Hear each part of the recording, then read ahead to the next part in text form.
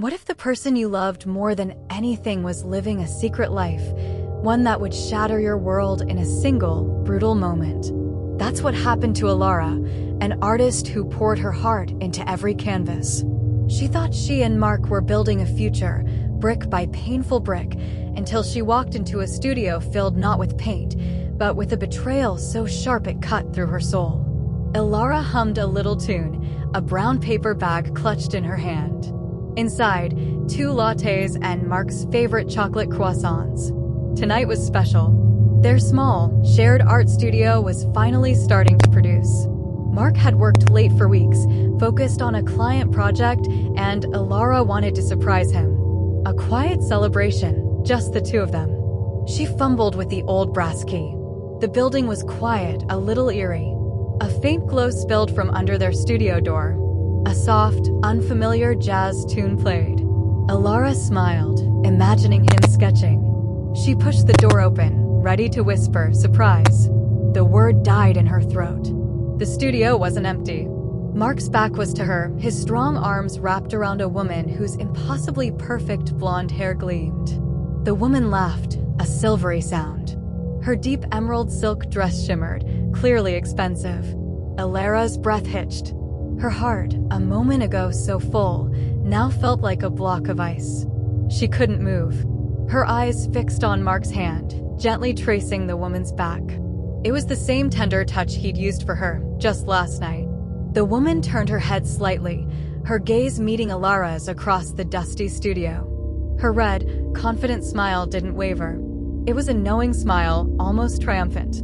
Mark felt the shift in the air. He slowly turned, his face flushing scarlet. His eyes, usually warm for Alara, widened with panic, then a dawning coldness. "Alara," he stammered, his arms dropping. He looked caught, then quickly composed himself. The paper bag slipped from Alara's numb fingers. The lattes splattered. Croissants tumbled out. "Mark," she whispered, her voice broken. What is this?" The blonde woman stepped forward, her expensive shoes clicking. "I believe you're Alara," she said, smooth and unapologetic. "I'm Serafina Thorne." She extended a perfectly manicured hand, as if at a cocktail party. Alara stared at the hand, then at Mark. He couldn't meet her gaze. He shuffled, then took a deep breath. "Alara, I can explain. Can you?" Alara's voice was barely a tremor. "Because it looks pretty clear. It looks like you're cheating on me. With her." Her gaze hardened, locking onto Serafina, who simply raised an elegant eyebrow. Mark clenched his jaw. "This isn't just cheating. This is a new path. Serafina and we have a future. A real one." He gestured vaguely at their small, struggling studio. "Love doesn't pay the bills, Alara. You'll understand someday. This life isn't enough for me anymore." His words were physical blows. Not just the betrayal, but the cold dismissal of their dreams, their love. Serafina gave a small, satisfied smirk. Alara felt something pure inside her shrivel and die. She turned, not saying another word, leaving the ruined food behind. She didn't look back, just walked out of the studio, out of Mark's life, and into a cold, empty future. Weeks later, Alara's own studio was a tomb. She sat amidst unfinished canvases, hollow-eyed. Her mentor, Leo, a quirky man with kind eyes, found her there. "You've been through the fire, kiddo," Leo said gently. "Now, what are you going to forge from the ashes? Turn lead into gold, Alara. That's what true artists do."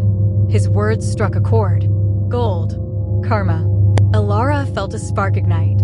She started to work, not on beautiful pieces, but on something raw, ugly, and honest. She called it the Karma series. Each artifact was a twisted, abstract form of betrayal and greed. The final, most powerful piece was a contorted, headless figure with outstretched hands clutching empty air. She named it Mark. Leo convinced her to document her process. Reluctantly, Alara started a vlog, sharing her raw emotions and the furious energy she poured into each chisel stroke. "This isn't about revenge," she'd tell the camera. "This is about transforming pain into purpose." Across town, Mark was soaring. Serafina had delivered. He was a senior executive in her family's massive tech company, living in a sprawling penthouse. Private jets, designer clothes, exclusive parties, everything he'd craved. He sometimes scrolled past Alara's growing social media, a fleeting pang hitting him. But he quickly dismissed it. He had a new, better life. Then, the bad luck started. It began small. His custom suit ripped before a crucial meeting. He blamed the dry cleaners. His brand new sports car's brakes mysteriously failed, a terrifying near miss. He swore it was a manufacturing defect.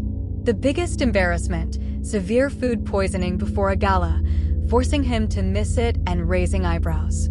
He dismissed them as coincidences. But as Alara's vlog exploded, reaching millions who connected with her vulnerability and the power of the Karma series, Mark's misfortunes grew stranger, more public. Mark, the painting, became a global sensation, a symbol of resilience. Alara was lauded by critics, her art selling for unprecedented sums. Meanwhile, Mark's penthouse suffered a bizarre, localized flood before a magazine shoot. Then, a critical presentation file for a multi-million-dollar deal corrupted itself minutes before his pitch, costing the company a fortune. Serafina, infuriated, openly blamed him. Their relationship became public, bitter arguments. The true hammer blow, anonymous online posts and leaked documents exposed questionable business dealings by Mark and Serafina's family. Insider trading, tax evasion, accusations flew. The company's stock plummeted, an investigation began. Serafina, ruthless, quickly distanced herself, leaving Mark to face the fallout alone. She'd moved on to a new, wealthier prospect. Alara, now a globally renowned artist, prepared for her biggest moment, a grand exhibition of the Karma series, broadcast live. Mark, her masterpiece, was the centerpiece. She stood before cameras and admirers, her heart full not of bitterness, but of triumph. Miles away, in a dingy bar, Mark sat alone, staring at a flickering TV. Broke, disgraced, abandoned. On the screen, Alara, radiant and strong, gave her speech. He watched her, regret and something else twisting in his gut. True value, Alara said, her voice clear, lies not in what you take, but in what you create. Not in wealth, but in integrity. The camera panned to her painting, Mark. At that moment, a clumsy bartender bumped the remote, and the screen split. On one side, Alara, triumphant. On the other, Mark, his face etched with defeat, watching her. He muttered, "It's me. She really did it." The world watched. The internet exploded. Hashtag Who's Mark trended globally. Millions of viewers who followed Alara's journey instantly connected the dots. Mark's private downfall became a global spectacle, his face plastered next to the very symbol of his betrayal. Here was the crazy twist, the true genius of karma. Alara hadn't leaked anything. The anonymous posts exposing Mark and Serafina's dealings came from a rival tech giant. They had used Alara's viral story, the narrative of karma, to add fuel and credibility to their corporate sabotage. Alara's art had inadvertently become a powerful public weapon in a war she knew nothing about. Mark stared at the split screen. He finally understood. His bad luck wasn't supernatural or even Alara's direct revenge. It was the devastating, amplified consequence of a life built on greed and infidelity, culminating in a public reckoning. He had traded genuine love for a shallow existence that destroyed him, broadcast live to the world, illuminated by the very art of the woman he had so cruelly cast aside. His payback wasn't measured in money, it was measured in everything he had lost, everything he had become. It was priceless. If you enjoyed the story, please like and subscribe.